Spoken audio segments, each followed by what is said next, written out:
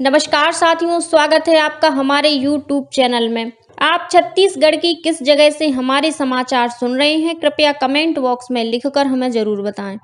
रायपुर से प्रस्तुत हैं छत्तीसगढ़ के प्रादेशिक समाचारों के साथ मैं रजनी शुक्ला।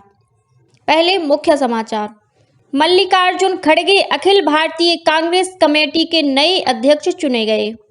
प्रदेश में आगामी विधानसभा चुनाव की तैयारी और रणनीति को लेकर भाजपा के संभाग, जिला और विधानसभा प्रभारियों की रायपुर में हुई बैठक। राज्य सरकार ने स्टेट पावर कंपनी के सभी नियमित और संविदा बिजली कर्मियों को बोनस देने का ऐलान किया। और राम वनगमन परिपथ परियोजना के तहत मुख्यमंत्री ने सिवरी नारायण में महानदी तट पर भगवान श्री राम की मूर्ति का किया अनावरण। अब समाचार विस्तार से। अखिल भारतीय कांग्रेस कमेटी के नए अध्यक्ष का ऐलान हो गया है। चुनाव के बाद कल घोषित किए गए नतीजे में मल्लिकार्जुन खड़गे 7,897 मत पाकर पार्टी अध्यक्ष का चुनाव जीत गए हैं। वहीं शशि थरूर को 1,078 वोट मिले हैं। गौरतलब है कि कांग्रेस के राष्ट्रीय अध्यक्ष के चुनाव के लिए 17 अक्टूबर को मतदान हुआ था और इसमें करीब 9,000 मत पड़े थे। राज्य में आगामी विधानसभा चुनाव की तैयारी और रणनीति को लेकर कल भारतीय जनता पार्टी के संभाग, जिला और विधानसभा प्रभारियों की रायपुर में एक बैठक हुई। इसमें पार्टी के प्रदेश अध्यक्ष अरुण साव, क्षेत्रीय संगठन महामंत्री अजय जामवाल और संगठन महामंत्री पवन शाह ने पार्टी पदाधिकारियों को चुनावी रणनीति के संबंध में मार्गदर्शन दिया। बैठक में पार्टी पदाधिकारियों से कहा गया कि वे केंद्र सरकार की योजनाओं के लाभार्थियों से संपर्क करें, साथ ही योजनाओं के क्रियान्वयन के बारे में भी जानकारी लें। बूथ और शक्ति केंद्र के माध्यम से आम लोगों तक सीधी पहुंच बनाई जाए। वहीं हर काम तय सीमा के भीतर पूरा करने को कहा गया। बाद में प्रदेश अध्यक्ष अरुण साव ने मीडिया से चर्चा करते हुए कहा कि इसमें पार्टी की चुनावी तैयारी के साथ ही मतदान केंद्रों तक पहुंचने की रणनीति पर चर्चा की गई। वहीं आगामी 11 नवंबर को बिलासपुर में होने वाली महतारी हुंकार रैली के संबंध में भी चर्चा हुई। भारतीय जनता पार्टी ने प्रदेश में 13 नए जिला अध्यक्षों के नामों की सूची जारी कर दी है। जयंती पटेल को रायपुर शहर का जिला अध्यक्ष घोषित किया गया है। वहीं भिलाई में ब्रजेश बिजपुरिया, राजनांदगांव में रमेश पटेल, मोहला मानपुर में संजीव शाह और खैरागढ़ छुई खदान में धम्मन साहू को जिला अध्यक्ष बनाया गया है। इसी तरह राजनांदगांव में रमेश पटेल, सुकमा में धनीराम और महेंद्रगढ़ में अनिल केसरवानी को यह जिम्मेदारी सौंपी गई है। भेंट मुलाकात कार्यक्रम के तहत मुख्यमंत्री भूपेश बघेल शक्ति जिले के दौरे पर हैं। इस दौरान उन्होंने कोनारगढ़ गांव में प्राथमिक शाला का उद्घाटन स्कूली बच्चों से कराया। श्री बघेल ने बच्चों के साथ उनकी पढ़ाई को लेकर बातचीत भी की। इस मौके पर एक कार्यक्रम को संबोधित करते हुए मुख्यमंत्री ने कोनारगढ़, मुलमुला, पामगढ़, कोसा, मेहंदी और भैंसों गांव के विकास के लिए अनेक कार्यों की मंजूरी दी। इस अवसर पर मुख्यमंत्री ने माओवादी हमले में शहीद हुए टीआई रुद्र प्रताप सिंह को श्रद्धांजलि अर्पित और उनकी पत्नी का सम्मान किया। इस दौरान मुख्यमंत्री ने पामगढ़ विधानसभा क्षेत्र के कैरा गांव में सामुदायिक स्वास्थ्य केंद्र के नवनिर्मित भवन का लोकार्पण भी किया। वहीं मुख्यमंत्री ने कल सिवरी नारायण में राम वनगमन परिपथ परियोजना के तहत महानदी तट पर 25 फीट ऊंची भगवान श्री राम की मूर्ति का अनावरण किया। इस मौके पर मुख्यमंत्री महानदी आरती में शामिल हुए और प्रदेश की सुख समृद्धि तथा खुशहाली की कामना की। इससे पहले चंद्रपुर में पत्रकारों से चर्चा करते हुए मुख्यमंत्री ने बताया कि राजीव गांधी किसान न्याय योजना, गोधन न्याय योजना और राजीव गांधी ग्रामीण कृषि मजदूर न्याय योजना के तहत हाल ही में करीब 1900 करोड़ रुपए का अंतरण हितग्राहियों के बैंक खातों में किया गया है। उन्होंने कहा कि जनभावना का सम्मान करते हुए चंद्रपुर कॉलेज का नाम साहित्यकार स्वर्गीय मुकुटधर पांडेय के नाम पर किया जाएगा। मुख्यमंत्री ने चंद्रपुर में अधिकारियों की बैठक लेकर विभिन्न योजनाओं की समीक्षा की। उन्होंने अधिकारियों को निर्देश दिए कि नामांतरण, फौती बंटवारा सहित राजस्व अभिलेखों के दुरुस्तीकरण का काम प्राथमिकता से किया जाए। श्री बघेल ने कहा कि राजस्व रिकॉर्ड अपडेट न होने के कारण कोई भी व्यक्ति शासकीय योजना का लाभ लेने से वंचित नहीं होना चाहिए। राज्य सरकार ने बिजली कर्मियों को बोनस देने का ऐलान किया है।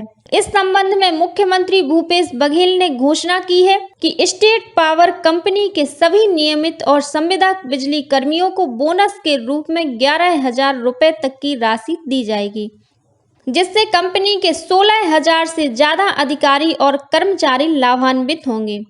मुख्यमंत्री ने कंपनी के अधिकारियों को दीपावली से पहले बोनस राशि का भुगतान करने के निर्देश दिए हैं।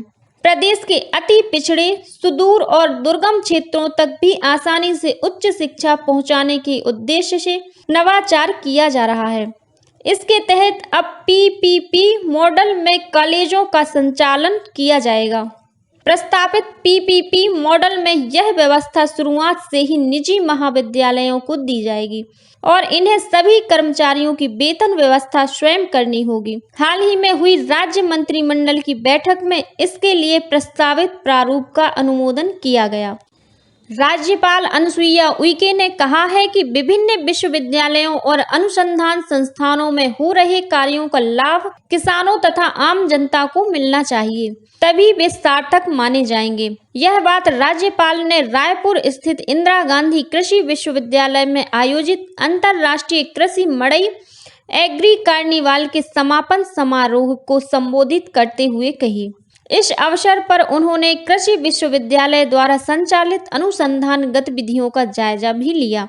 समारोह की अध्यक्षता कृषि मंत्री रविंद्र चौबे ने की। राज्य के पुलिस महानिदेशक अशोक जुनेजा ने कहा है कि प्रदेश में मानव तस्करी के अपराधों में लगातार गिरावट आई है। पुलिस महानिदेशक ने रायपुर में एंटी ह्यूमन ट्रैफिकिंग पर आयोजित राज्य स्तरीय सम्मेलन को संबोधित करते हुए अन्य राज्यों से रेस्क्यू किए गए मानव तस्करी के पीड़ितों का पुनर्वास सुनिश्चित करने के लिए सभी हितधारक संस्थाओं के साथ समन्वित रूप से कार्य करने पर जोर दिया। सम्मेलन में अतिरिक्त पुलिस महानिदेशक प्रदीप गुप्ता और पूर्व पुलिस महानिदेशक तथा मानव दुर्व्यापार विषय के अंतर्राष्ट्रीय विशेषज्ञ डॉक्टर PM नायर ने भी अपने विचार रखे। वहीं सरगुजा में पुलिस विभाग द्वारा चलाई जा रही योजनाओं को सुचारू रूप से संचालित करने की जिम्मेदारी युवाओं को दी गई है। आई मंथन नाम के इस अभियान के तहत 24 से अधिक वॉलेंटियर भर्ती किए गए हैं। ये युवा साइबर क्राइम की गतिविधियों पर नजर रखने के साथ ही नशा मुक्ति और फिट कॉप फिट सिटी जैसे अभियान को बढ़ावा देने का काम करेंगे।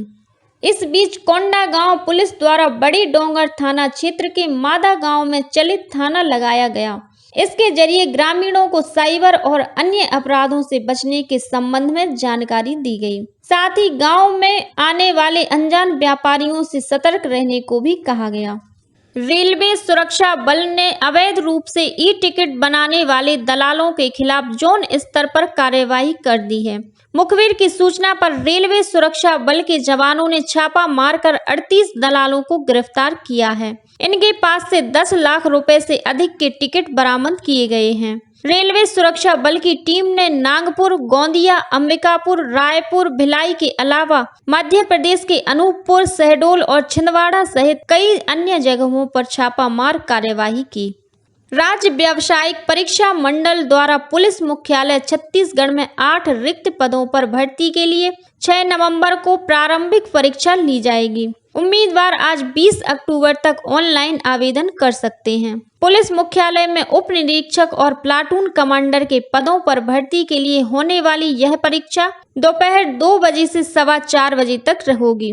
वहीं उच्च शिक्षा विभाग द्वारा छत्तीसगढ़ लोक सेवा आयोग के माध्यम से उप कुल सचिव के पद पर चुने गए 5 उम्मीदवारों की पदस्थापना आदेश जारी कर दिए गए हैं। और कुछ अन्य खबरें संक्षेप में। 25 अक्टूबर को देश में आंशिक सूर्य ग्रहण होगा। भारत में सूर्यास्त के पहले यह ग्रहण शुरू होगा और इसे अधिकांश स्थानों पर देखा जा सकेगा। खगोल विज्ञान केंद्र के लोगों से अपील की है कि वे इस सूर्य ग्रहण को नंगी आंखों से ना देखें, इससे आंखों को नुकसान पहुंच सकता है। राष्ट्रीय सांख्यिकी कार्यालय द्वारा आज रायपुर के महादेव घाट में सफाई अभियान चलाया जाएगा। जिसमें कार्यालय के उप महानिदेशक रोशन लाल साहू सहित अन्य अधिकारी और कर्मचारी भाग लेंगे। रायपुर स्थित इंदिरा गांधी कृषि विश्वविद्यालय के तहत बीएससी और ऑनर्स पाठ्यक्रम में होने वाली प्रवेश प्रक्रिया आगामी सूचना तक स्थगित कर दी गई है। रायगढ़ जिले की प्रगतिशील महिला किसान उर्मिला सिदार को राष्ट्रीय प्रभाकर केलकर पुरस्कार से सम्मानित किया गया है। भोपाल में आयोजित एक समारोह में केंद्रीय कृषि राज्य मंत्री कैलाश चौधरी ने उन्हें यह सम्मान प्रदान किया। बिलासपुर कलेक्टर सौरभ कुमार ने आम लोगों की सुविधा को ध्यान में रखते हुए प्रतिष्ठानों और कार्यालयों से 100 मीटर की दूरी तक रैली, जुलूस और धरना प्रदर्शन पर प्रतिबंध लगा दिया है। Gondia Jharsuguda MEMU special train के इंजन में बीती रात ब्रजराज नगर रेलवे स्टेशन के पास अचानक आग लग गई। चालक ने इंजन से कूदकर अपनी जान बचाई। प्रयागराज से बिलासपुर आ रही एक यात्री बस रतनपुर के केंदा घाट के पास अनियंत्रित होकर पेड़ से जा टकराई। इस हादसे में 4 यात्रियों को मामूली चोटें आई हैं।